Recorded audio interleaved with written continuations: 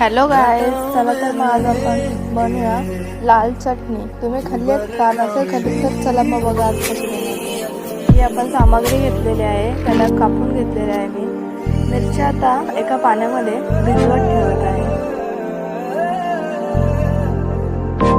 इथे मी एका कढईमध्ये तेल घेतले आणि मग त्यात सगळ्या भाज्या मस्तपैकी परतवून घेते.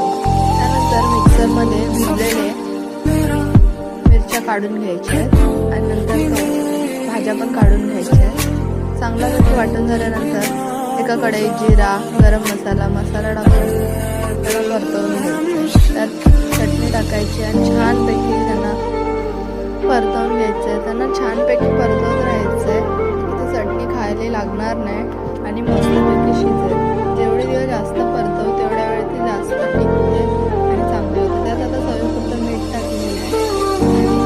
त्याला वरून कढीपत्ता टाकून छानपैकी गार्निशिंग करून घेतलेलं आहे आणि थोडासा आपण चटणी मसाला त्यात टाकून छानपैकी त्याला भाजून घेणार आहोत.